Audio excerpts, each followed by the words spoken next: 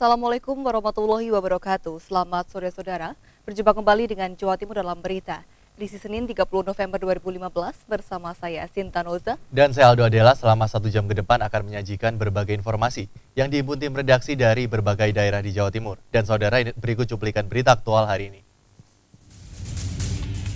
Seorang tewas dan 3 orang luka parah ditabrak mobil sedan mewah yang sedang balapan liar di Surabaya.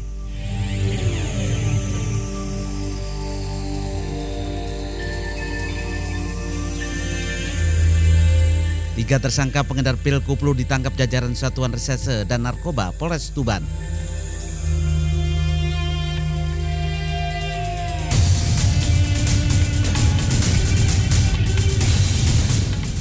Hujan deras disertai angin kencang membuat belasan rumah milik warga di Kabupaten Blitar rusak parah.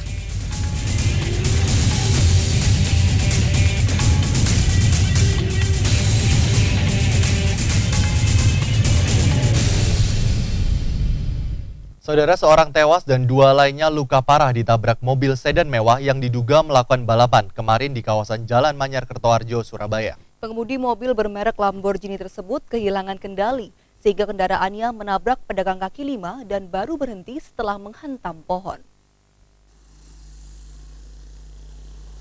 Minggu pagi warga sekitar Jalan Manyar Kertoharjo, Surabaya, Jawa Timur dikejutkan dengan kecelakaan maut yang disebabkan oleh aksi balap liar mobil mewah. Sebuah mobil Lamborghini B2258WM dikendarai Wiyang Lotner 24 tahun, warga Pondok Dharma Husada, Surabaya, menabrak pedagang kaki lima dan terhenti setelah menabrak pohon. Kecelakaan ini menyebabkan pembeli dan pedagang kaki lima susu telur madu jahe tewas dan sebagian mengalami luka-luka. Korban tewas seorang pembeli bernama Kuswaryono, 51 tahun, warga Jalan Kaliasin, Surabaya, sedangkan istrinya Srikanti Rahayu, 41 tahun, menderita luka di kaki dan kepala. Kondisinya kritis dan kini tengah menjalani perawatan di instalasi gawat darurat Rumah Sakit Haji Surabaya. Sementara pedagang STMJ bernama Mujiono, warga Dukuh Pakis, selamat mengalami luka ringan dan kini dirawat di Rumah Sakit Haji Surabaya. Ini memang ada luka robek di kepalanya, terus dia juga mengalami perut, kemungkinan ada multi trauma juga di kakinya. Kondisinya memang agak kritis untuk saat ini, tensinya juga belum stabil. Sementara itu supir mobil mewah mengalami syok dan luka, dibawa penyidik laka lantas di Rumah Sakit Bayangkara Polda Jawa Timur. Dari keterangan saksi di lokasi kejadian, mobil mewah ini terlibat balapan liar dengan mobil mewah warna merah yang diduga bermerek Ferrari. Kasus laka lantas ini kini ditangani oleh Satlantas Polrestabes Surabaya, Jawa Timur. Dari Surabaya, Coga Hermanto melaporkan. 3 tersangka pengedar pil koplo ditangkap di tempat yang berbeda oleh jajaran Satuan Reserse dan Narkoba Polres Tuban. Para tersangka, salah satu diantaranya seorang wanita, oleh polisi diamankan bersama barang bukti berupa ratusan butir pil Karnopen dan uang tunai ratusan ribu rupiah. 3 pelaku pengedar pil narkoba berhasil diamankan jajaran Satuan Reserse dan Narkoba Polres Tuban. Mereka adalah berinisial NAS, 30 tahun, warga Kelurahan Sidomulyo, Kecamatan Kota Tuban. Wanita penjual batu aki ini dibekuk di rumahnya saat melayani pembeli. Selain itu, polisi juga mengamankan pria berinisial S, 33 tahun, warga Desa Semanding, Kecamatan Semanding, Kabupaten Tuban. Kuli bangunan ini juga ditangkap polisi di rumahnya saat mengedarkan pil setan tersebut. Selanjutnya polisi juga menangkap seorang pria berinisial S, warga Kelurahan Kutorejo, Kecamatan Kota Tuban. Tukang mebel kayu yang bergelar sarjana strata 1 ini ditangkap polisi karena kedapatan mengedarkan obat keras ini di rumahnya. Dari tangan ketiga tersangka, polisi berhasil menyita barang bukti 512 butir pil Karnopen dan uang senilai Rp476.000 yang diduga hasil transaksi. Kasubag Humas Polres Tuban AKP Elis Indayati menjelaskan, ketiga tersangka mengaku sebagai pengedar karena barang tersebut diperoleh mereka dari para bandar. Ketiga tersangka terjerat pasal 197 Undang-Undang RI Nomor 36 Tahun 2009 tentang kesehatan dengan ancaman hukuman pidana penjara maksimal 15 tahun. Dari Tuban, Heri Setiawan melaporkan. Saudara, seorang tukang seleb padi di Kabupaten Nganjuk diamankan polisi setelah tertangkap tangan mencuri jagung. Modus kejahatan yang dilakukan pelaku dengan memodifikasi mesin seleb sehingga jagung yang keluar dari mesin perontok tidak normal.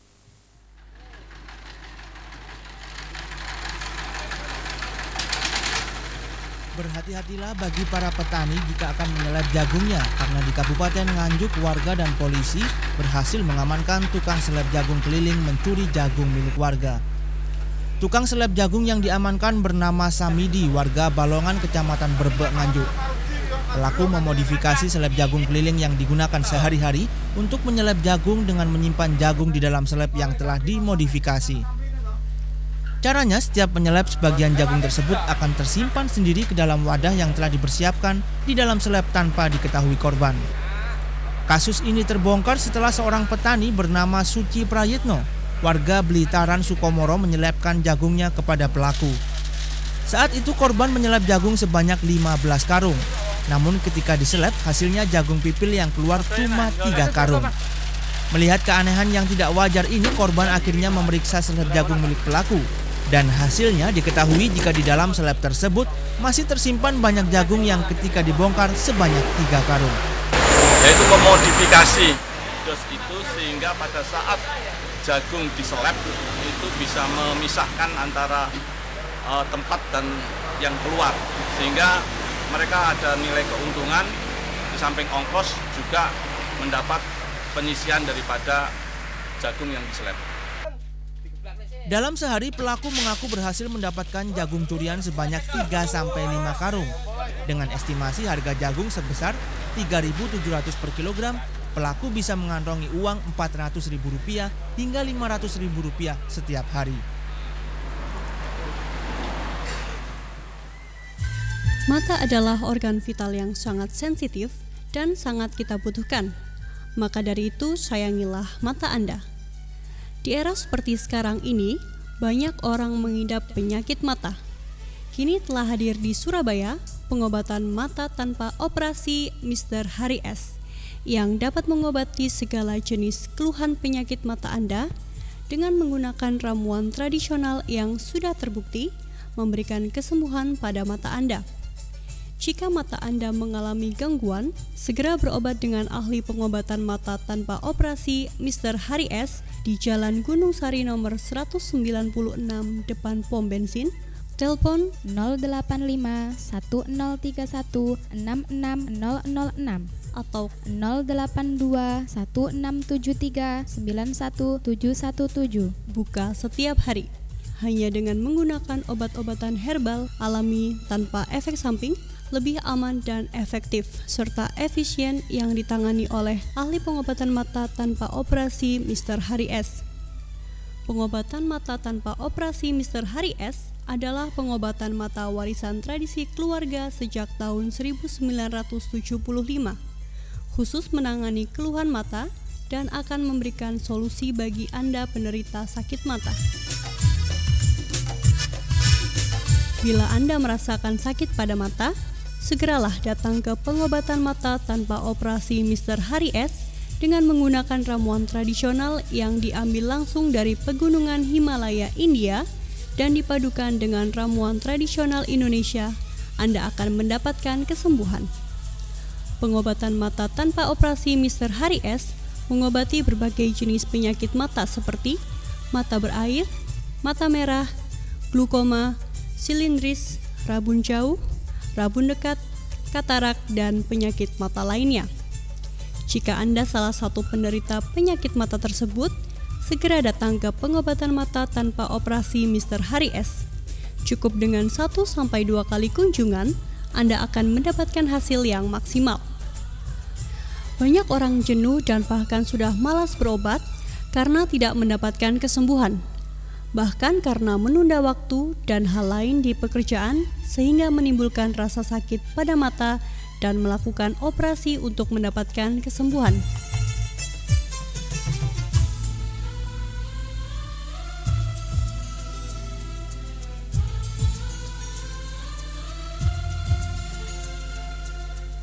Pada saat sekarang ini, banyak anak yang harus memakai bantuan dengan menggunakan kacamata. Penyakit mata terjadi bukan hanya karena debu dan kotoran lainnya, tetapi bisa akibat dari banyak hal dan pantangan yang tidak diketahui dari makanan yang kita konsumsi setiap hari. Penyakit mata yang telah banyak dirasakan masyarakat sangat rentan dan mengakibatkan kebutaan, bahkan tidak dapat disembuhkan. kita harus berhati-hati dan selalu menjaga mata kita agar selalu aman dan terhindar dari hal-hal tersebut.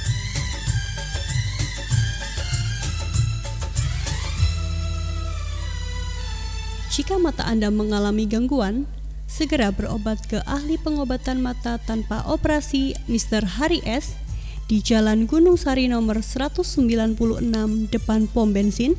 Telepon 085 1031 66006 atau 082 1673 91717.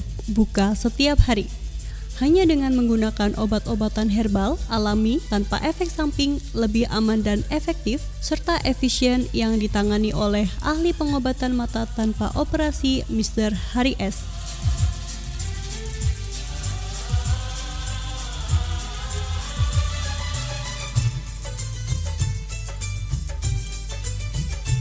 Awas, jangan salah alamat.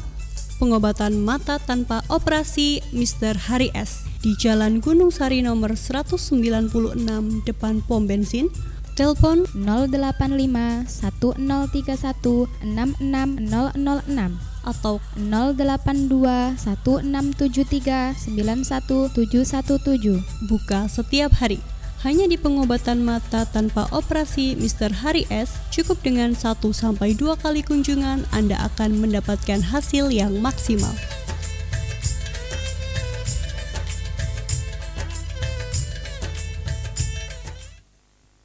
Saudara, terima kasih Anda masih bersama kami dan kini kita ikuti berita aktual hari ini.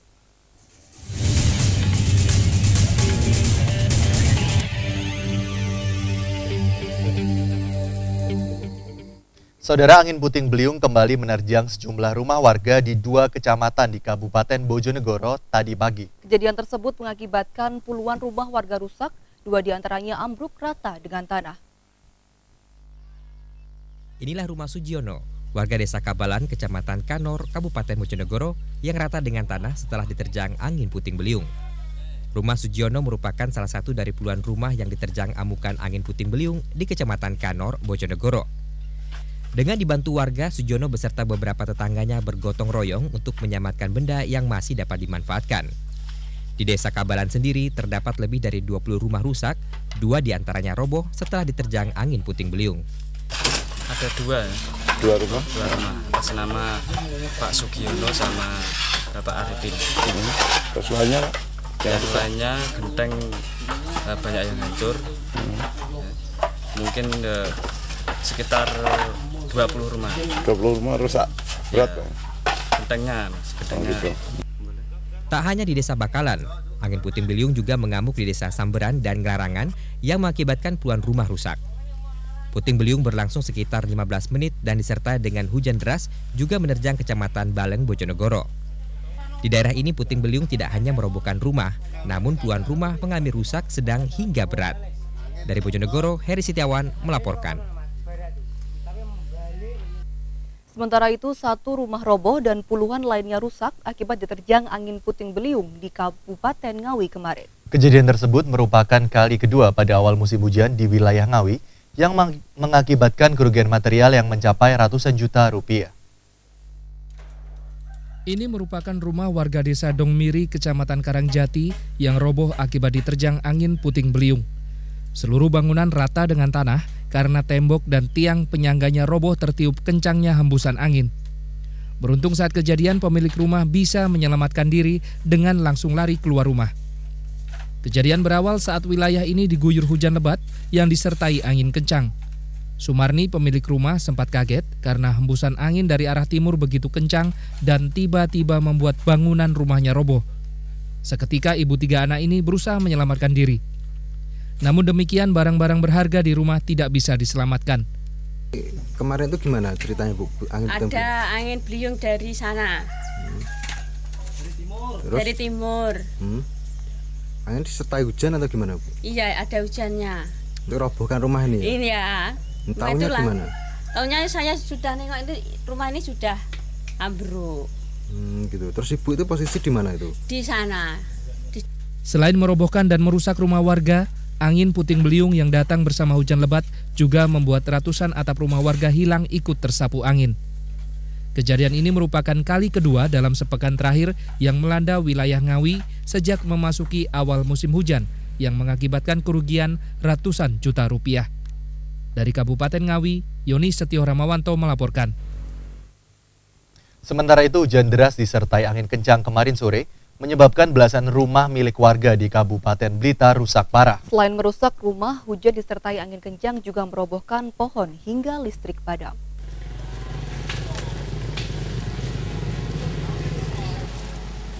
Kondisi rumah Budiono warga desa Sawentar, Kecamatan Kanigoro, Kabupaten Blitar rata dengan tanah usai disapu angin puting beliung yang melanda wilayah Kabupaten Blitar Minggu sore. Rumah Budiono adalah salah satu dari 14 rumah milik warga yang rusak akibat diterjang angin puting beliung. Pasca kejadian, warga desa dengan dibantu oleh petugas BPBD yang tiba di lokasi membersihkan puing-puing bangunan.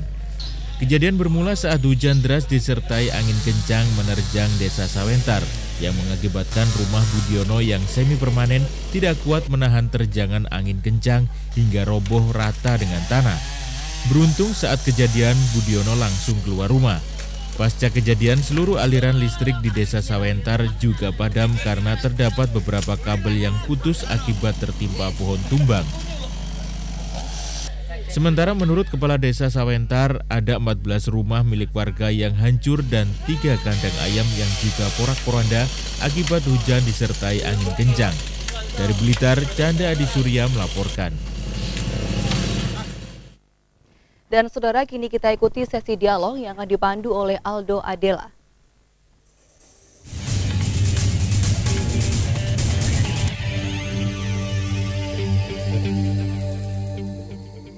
Baik, terima kasih Sinta Nosa dan saudara. Walaupun cuaca panas masih menyelimuti Surabaya, namun beberapa minggu terakhir Surabaya mulai diguyur hujan dan awan mendung hampir setiap hari menyelimuti langit Surabaya. Dan pastinya cuaca seperti ini akan mengakibatkan banyak dampak baik kesehatan masyarakat maupun dampak lainnya. Untuk membahas hal ini telah hadir bersama kami di studio Kasih Data dan Informasi BMKG Juanda Sidoarjo, Bapak Bambang Setiaji ST. Selamat sore Bapak. Selamat sore. Berbicara mengenai cuaca Pak, kondisi cuaca Surabaya belakangan ini bagaimana Pak? Ya, Surabaya pada dasarnya Desember itu masih panas ya. Artinya ketika tidak terjadi hujan dia akan panas. Dan tahun ini mungkin masyarakat akan mengeluhkan panas luar biasa. Ya. Karena kebetulan panas tapi tidak disertai hujan ya Pak? Ya, ketika tidak terjadi hujan maka panasnya akan muncul gitu ya. Oke, baik. Kalau tahun lalu itu kan masalahnya begini, tahun lalu itu tidak terjadi El Nino. Sehingga Desember itu relatif November, katakan November pertengahan itu hujannya udah banyak, sehingga masuk Desember sudah running di musim hujan. Nah sekarang ini Desember itu baru mau akan masuk ya, jadi terlambat kan, sehingga panasnya masih dapat. Dan itu saya memahami sepenuhnya karena tahun ini kebetulan WMO atau Badan Meteorologi Dunia mencatat ini tahun terpanas yang pernah.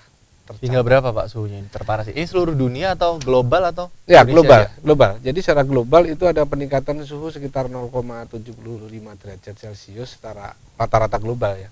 Itu kenaikan yang cukup tinggi dalam artinya dari anomali tahunannya gitu ya. Kalau Surabaya sendiri sebetulnya belum terlalu ekstrim karena kita pernah mencatat 38,1 derajat Celcius.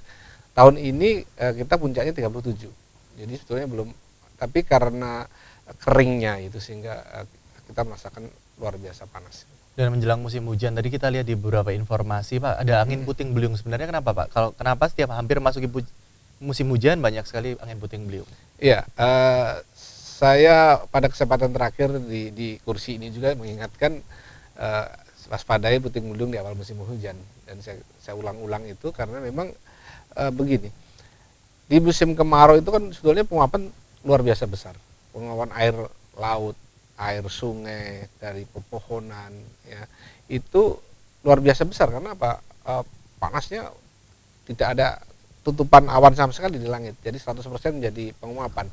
Nah persoalannya adalah musim kemarau itu profil udaranya dari bawah sampai atas itu kering, sehingga tidak memungkinkan terjadi penumpukan uap air yang menjadi awan. Nah ketika memasuki musim hujan itu ada perubahan pola, sehingga ketika itu polanya memungkinkan terjadi awan. Nah, awan-awan yang terbentuk karena uap yang besar itu cepat.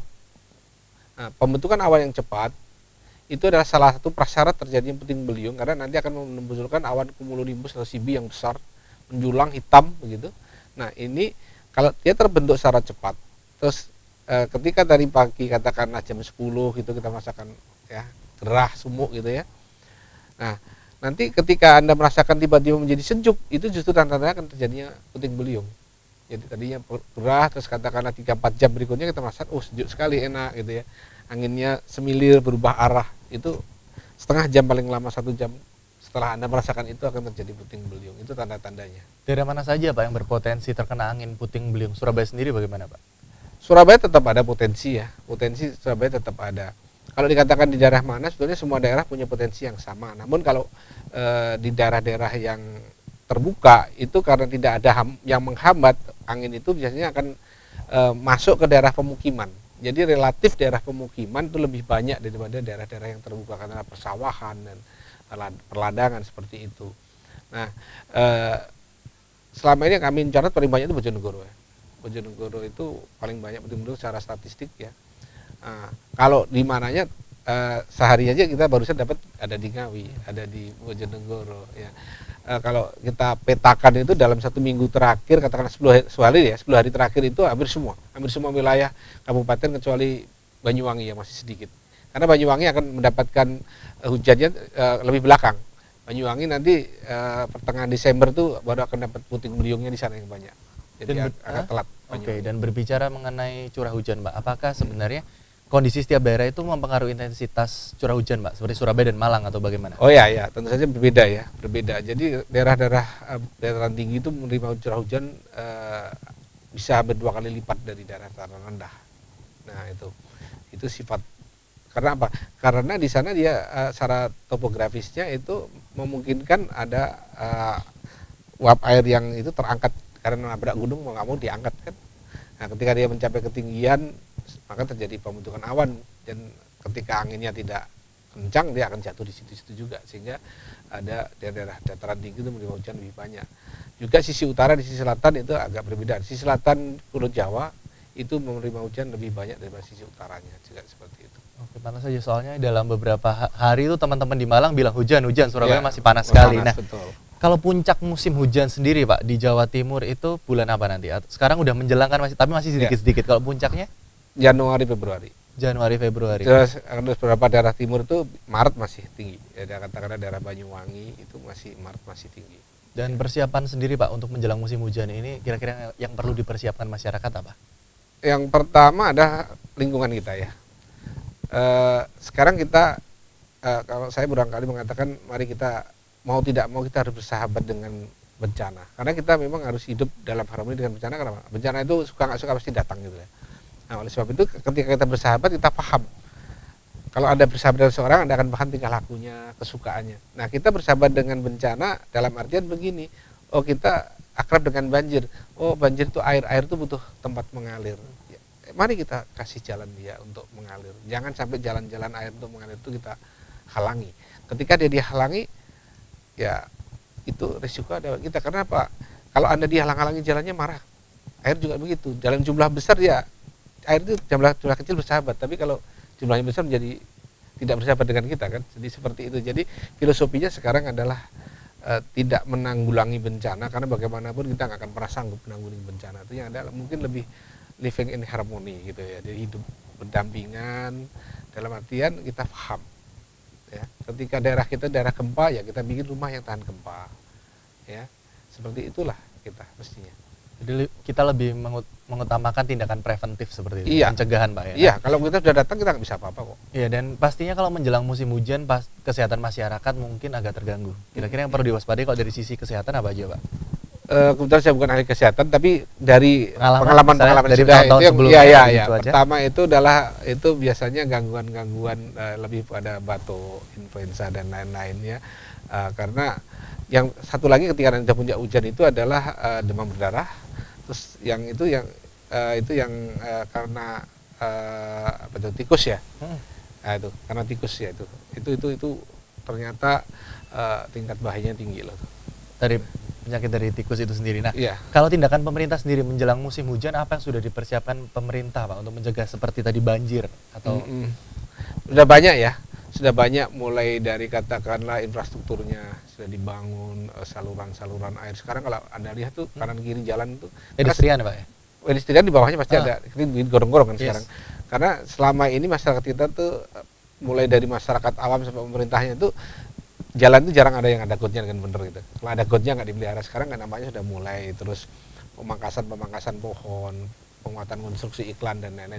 Cuma masalahnya semua program itu kalau nggak didukung oleh warga, saya kira juga kurang berhasil. Contoh katakanlah pemerintah untuk mencegah banjir membersihkan saluran air, tapi masyarakat kalau tidak punya kesadaran yang tinggi tetap membuang sampah sembarangan ke got dan lain-lain, ya jadi tidak berarti gitu loh.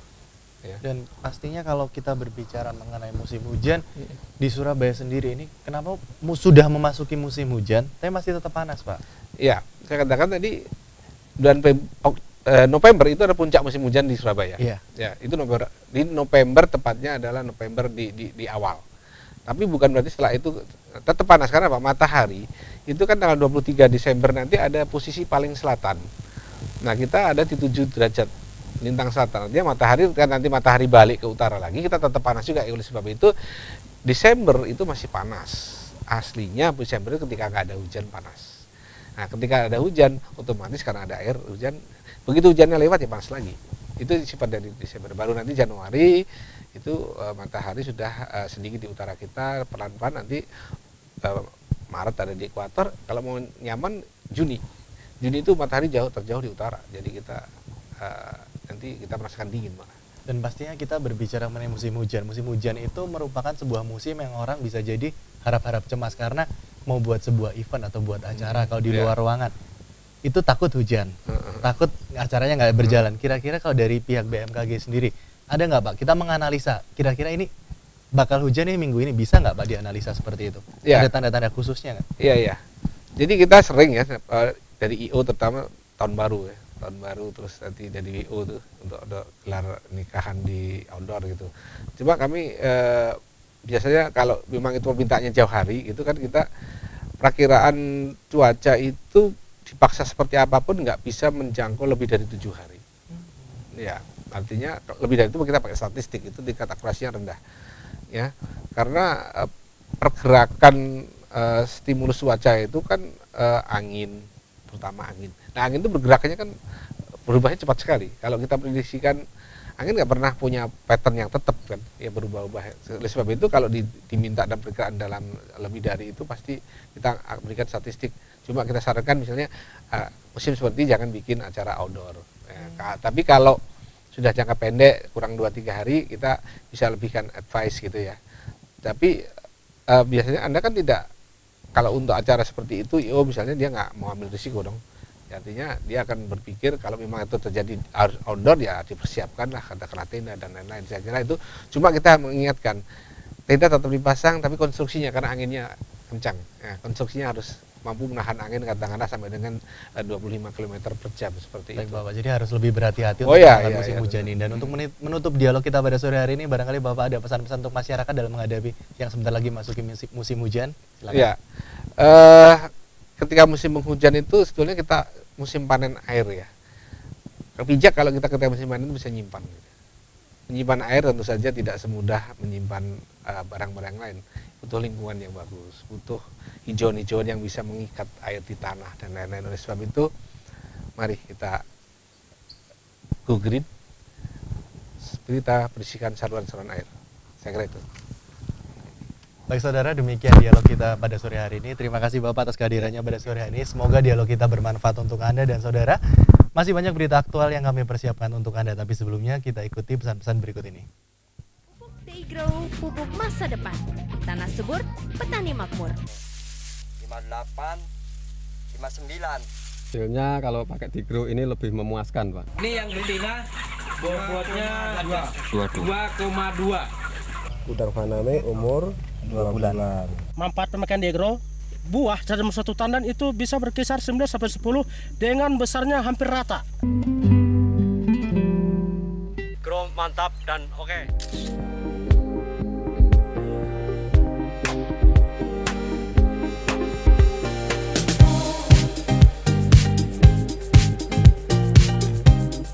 Pelayanan perizinan terpadu merupakan program pemerintah Provinsi Jawa Timur bertujuan agar masyarakat memperoleh pelayanan yang cepat, murah, mudah, dan transparan. P2T melayani seluruh hati. Di, mudah-mudahan tidak terjadi apa-apa. Lamar puat tadi ngurus siapa? Yang ngalur, yang itu, mudah-mudahan ada yang nyangkut. Percuma, nggak ngefek buat kita. Yang jelas, pilih jagoku. Nanti sampean juga lah dapet. Ini suami istri kok pada gak kompak ya? Sekarang zamannya sudah berubah. Kita harus cerdas. Pilih pemimpin yang jujur, adil, dan amanah. Pilihan boleh beda. Hati nurani yang bicara. Gak usah tawuran. Ayo salaman. Dipersembahkan oleh Formacida Jatim.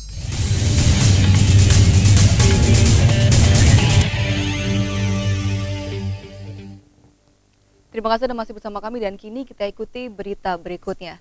Wakil Presiden Republik Indonesia Yusuf Kala meminta agar setiap anggota Korpri melakukan revolusi mental sehingga menumbuhkan perilaku kinerja yang positif dan sifat gotong royong. Hal tersebut disampaikan Yusuf Kala dalam amanatnya pada upacara peringatan hari ulang tahun ke-44 Korps Pegawai Republik Indonesia pagi tadi di lapangan Makodam 5 Brawijaya, Surabaya.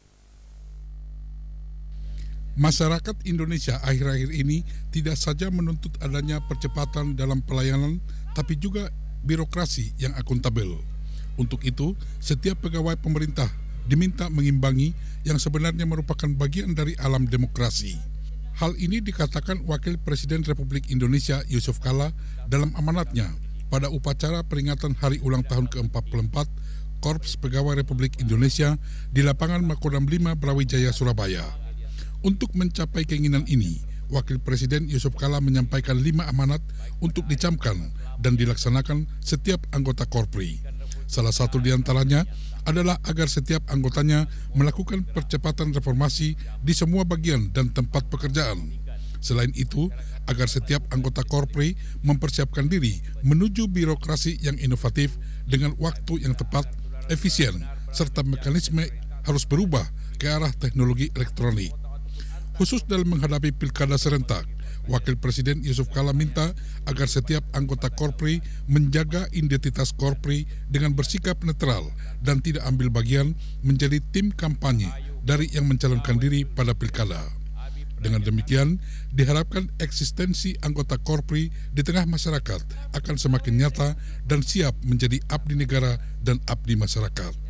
Upacara peringatan Hari Ulang Tahun ke-44 Korps Pegawai Republik Indonesia diikuti ribuan anggota Korpri dari berbagai unit di 38 kabupaten dan kota di Jawa Timur yang dibagi dalam 19 peleton dengan komandan upacara Menteri Penertiban Aparatur Negara, Birokrasi dan Reformasi Yudi Krisnandi. Allahu Akbar,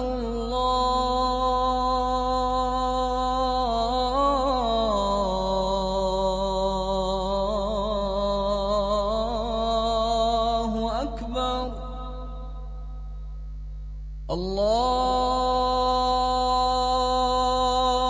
Akbar,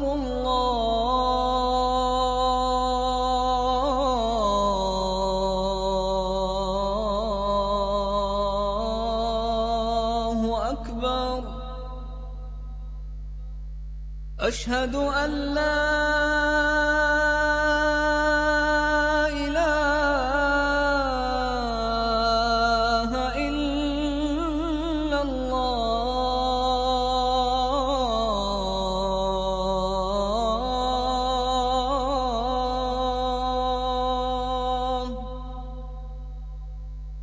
أشهد أن لا إله إلا الله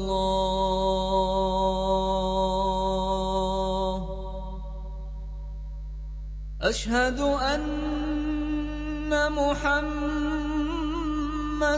رسول الله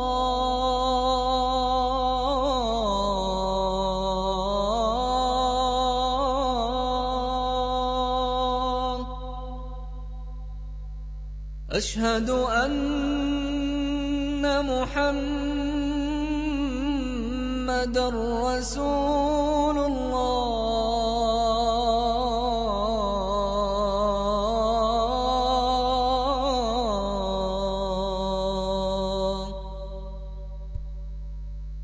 Hayya 'alas salat.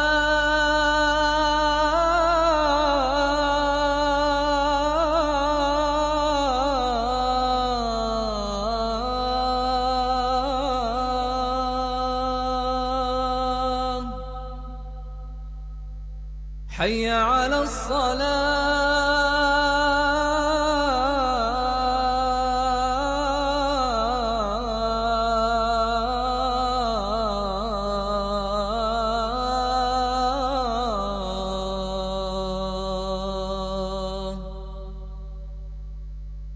حي على الفلاح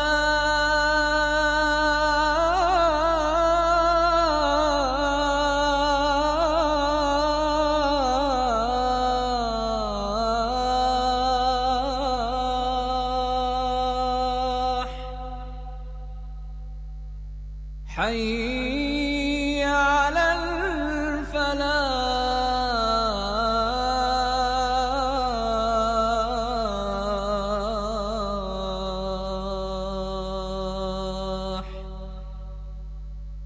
الله أكبر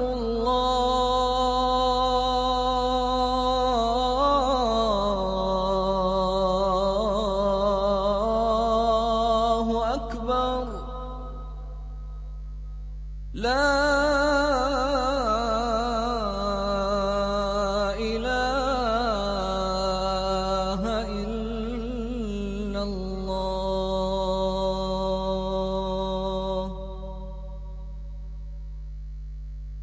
اللهم رب هذه الدعوة التامة والصلاة القائمة آت محمدا الوسيلة والفضيلة وابعثه مقاما محمودا الذي وعدته. Surabaya sebagai kota besar tidak lepas dari permasalahan. Kami Rasolusi berkomitmen membawa perubahan untuk Surabaya lebih sejahtera, lebih berkeadilan, lebih berdaya saing, dan berkepribadian. Mengetengahkan masalah Surabaya pinggiran sebagai fokus utama. 500 juta per RW dan 50 juta per koperasi wanita RW. Bersama Rasolusi Salam Satu Jari, Wanirek. 9 Desember 2015, perhelatan akbar Pesta Demokrasi Pilkada Jawa Timur. Awasi, peduli terhadap aksi dalam mencapai ambisi. Kami mengajak kepada seluruh masyarakat Jawa Timur agar ikut berpartisipasi dalam pengawasan penyelenggaraan pemilihan Bupati Wali Kota tahun 2015. Dan jika mengetahui pelanggaran agar segera dilaporkan kepada Panwaslu terdekat. Saat mata ini terbuka, dunia seakan cepat berubah. Dan waktu telah menjadi saksi atas apa yang telah kita perbuat hari ini. Kemarin adalah proses yang mesti kita lalui bersama. Dan esok adalah tugas kita semua untuk terus membangun Surabaya.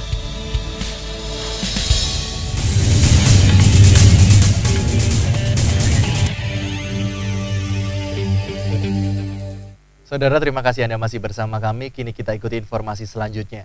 Para duta Kamtibnas yang tergabung dalam organisasi kemasyarakatan Sentra Komunikasi Senkom Mitra Polri terus berupaya meningkatkan kapasitas kinerjanya dalam mewujudkan keamanan dan ketertiban nasional. Sejalan dengan itu, hari ini di Surabaya diselenggarakan workshop atau pelatihan bagi anggota Senkom Mitra Polri dari 38 kabupaten kota se-Jawa Timur. Sebagai mitra Polri, Senkom memiliki peran strategis untuk memasyarakatkan sekaligus meningkatkan kesadaran masyarakat tentang hukum serta keamanan dan ketertiban. Organisasi kemasyarakatan Ormas ini juga selalu berkoordinasi dan memberikan informasi kepada aparat berwajib, baik pemerintah daerah maupun TNI Polri saat menghadapi gangguan Kamtibmas, gangguan stabilitas nasional atau bencana alam. Sejak didirikan di Jakarta tanggal 1 Januari tahun 2004 lalu, organisasi ini terus berkembang ke seluruh penjuru Nusantara dan kini telah membentuk kepengurusan di 34 provinsi. Di Jawa Timur, jumlah relawan yang bergabung dalam Ormas Senkom Mitra Polri tercatat lebih dari 4.200 personil yang tersebar di 38 kabupaten kota. Mereka juga diharapkan mampu mendukung tugas Polri dalam mencegah dan menangkal gangguan Kamtibmas saat Pilkada serentak tanggal 9 Desember mendatang. Yang saya tahu ya sudah banyak artinya membantu Polri di bidang keamanan, khususnya bidang Kamtibmas lah gitu. Ya. Insya Allah nih nanti kita langsung bersama-sama dalam pilkada ini. Ya kita berharap supaya Senkom Mitra Polri ini bekerja sama dengan baik sehingga khususnya di wilayah Jawa Timur ini kondusif. Sementara itu, Ketua Umum Senkom Mitra Polri Muhammad Sirot mengatakan para anggota Senkom selain terus dilatih untuk menjadi pelopor atau duta Kamtibmas juga diikutsertakan dalam program pelatihan bela negara.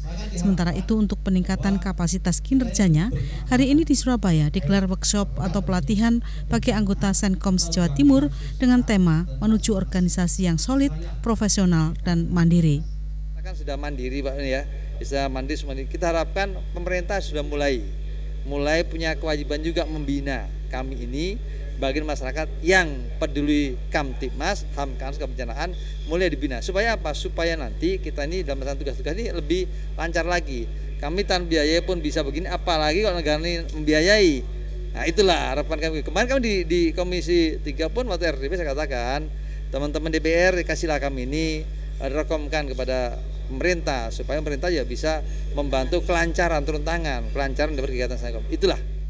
Senkom Mitra Polri dibentuk sebagai jawaban atas kompleksitas permasalahan keamanan di dalam negeri serta keterbatasan jumlah personel aparat keamanan. Kehadiran mereka sebagai wujud kepedulian masyarakat terhadap tugas Polri dalam menciptakan keamanan dan ketertiban masyarakat, tugas bela negara serta tugas-tugas kemanusiaan lainnya. Kota Surabaya yang selama ini mempunyai pembinaan atlet terbaik di Jawa Timur akan terus dipertahankan dengan menggelar kegiatan multi-event, baik tingkat regional maupun nasional. Untuk mencapai hal tersebut, KONI Kota Surabaya menggelar Piala KONI rutin setiap tahun yang berakhir kemarin. Pembinaan atlet di KONI Kota Surabaya diakui terbaik di Jawa Timur. Hal tersebut dibuktikan selama Pekan Olahraga Provinsi Jawa Timur, Kota Surabaya berjaya keluar sebagai juara umum. Untuk menjaga prestasi khususnya atlet, KONI Kota Surabaya terus menjaga keberadaan Piala KONI yang setiap tahun digelar. Pada Piala KONI Kota Surabaya tahun 2015 ini mempertandingkan dan melombakan 16 cabang olahraga, diikuti sekitar 2.000 atlet. Pada Piala KONI tahun 2015, sebagian besar peserta merupakan atlet pemula yang nantinya diproyeksikan masuk Puslatcap yang dipersiapkan terjun di berbagai event termasuk Porprov Jawa Timur. Menurut Ketua KONI Surabaya Yusuf Husni, kegiatan yang telah dilakukan ini menunjukkan pembinaan atlet tidak pernah berhenti. Yang jelas KONI Surabaya itu punya program bahwa dalam rangka untuk mencetak atlet baik dari aspek kuantitas maupun kualitas. Dengan semakin banyak event, dalam hal ini adalah event yang tersertifikasi. Ini harapan kami, ini adalah sebagai momen untuk seleksi atlet yang ada di Surabaya. Keberhasilan KONI Kota Surabaya dalam membina atlet sangat dirasakan hasilnya untuk kepentingan Jawa Timur maupun nasional. Dari beberapa momen atau event, baik dari beberapa cabang olahraga, ternyata dari posisi sampai sekarang Surabaya cukup menggembirakan untuk bisa berbicara di tingkat nasional maupun di internasional. Ya, harapan kami dengan momen-momen yang seperti inilah kami akan bisa meningkatkan jumlah atlet yang berprestasi, yang bisa berbicara banyak untuk di tingkat nasional maupun internasional. Sementara atlet Kota Surabaya yang disumbangkan untuk memperkuat kontingen Jawa Timur pada PON-PON sebelumnya mencapai 75%.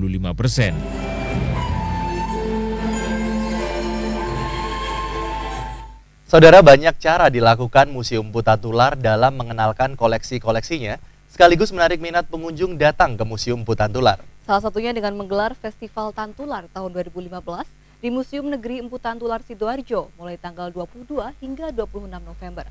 Salah satu kegiatannya adalah lomba majalah dinding yang kami kemas dalam advertorial berikut ini.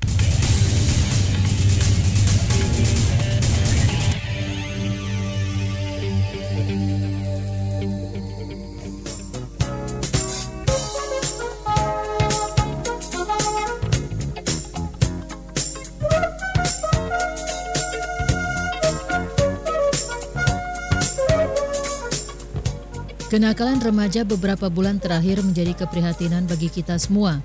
Bagaimana tidak, banyak para remaja khususnya para pelajar yang terlibat berbagai tindak kenakalan, mulai tawuran, seks bebas, hingga narkoba. Kurangnya komunikasi mungkin menjadi salah satu penyebab hingga perlu dicarikan solusi bagaimana para remaja menyalurkan pendapat, aspirasi, hingga curahan hati.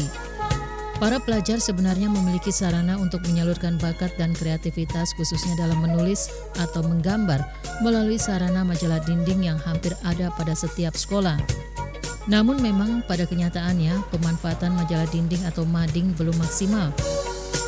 Inilah yang menjadi salah satu perhatian Museum Empu Tantular Sidoarjo yang mencoba mengaktifkan kembali pemanfaatan majalah dinding yang tentunya dikemas dalam sajian yang menarik bagi para pelajar termasuk isi atau tulisan di dalamnya. Melalui Festival Empu Tantular tahun 2015, Museum Empu Tantular menggelar lomba majalah dinding bagi siswa sekolah menengah pertama se-Surabaya dan Sidoarjo. Masyarakat semakin mengetahui, memahami tentang keberadaan daripada fungsi museum sebagai tempat studi dan rekreasi yang berdampak terhadap pengembangan ekonomi kerakyatan. Di samping itu diharapkan masyarakat semakin tertarik untuk berkunjung ke museum. Saat ini dengan kreativitas yang dimiliki para pelajar, majalah dinding disulap menjadi menarik dengan berbagai hiasan bahkan mengambil tema tertentu dalam penyajiannya. Seperti inilah beberapa hasil kreativitas para siswa dalam lomba majalah dinding Festival Tantular 2015. Diharapkan dengan kegiatan ini siswa semakin terbuka pemikirannya bahwa kebudayaan di Indonesia ini bermacam-macam, berbeda-beda, tetapi intinya adalah satu jua. Nah, dengan keberbedaan ini diharapkan anak-anak semakin mempunyai pemikiran yang positif. Jadi berbeda itu tidak salah, tetapi adalah indah.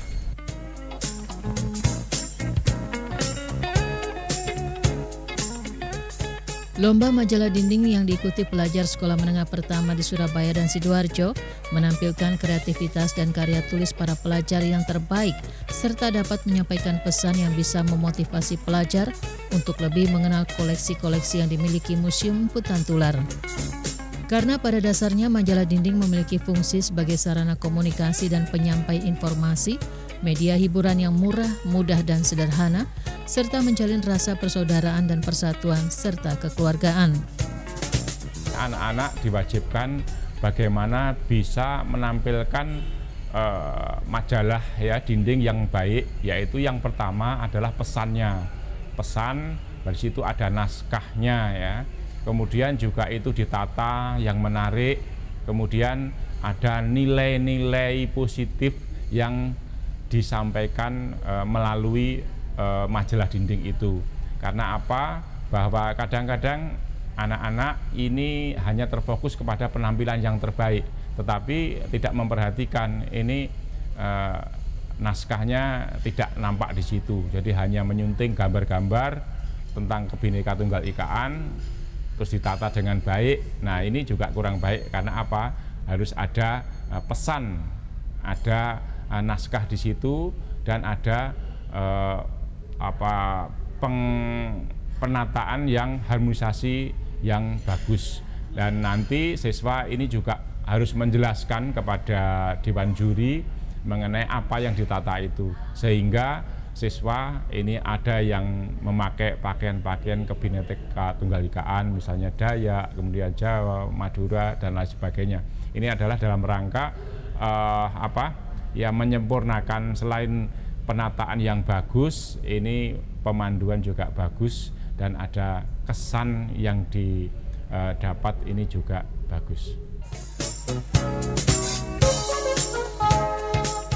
Majalah dinding memiliki manfaat besar bagi siswa karena melalui majalah dinding siswa bisa berkomunikasi antar siswa, memupuk minat baca, memanfaatkan waktu luang, melatih kecerdasan berpikir dan mengasah serta mempertajam kemampuan menulis.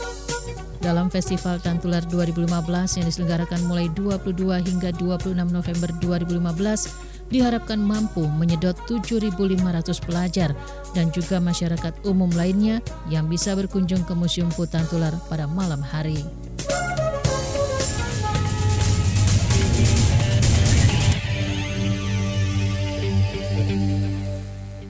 Saudara, warga negara Indonesia keturunan Tionghoa di Surabaya mendeklarasikan diri mendukung calon wali kota pasangan nomor urut 1 Rasio dan Lucy. Deklarasi tersebut dilakukan di Hotel Garden Palace Surabaya kemarin yang dihadiri pasangan Rasio dan Lucy Kurniasari.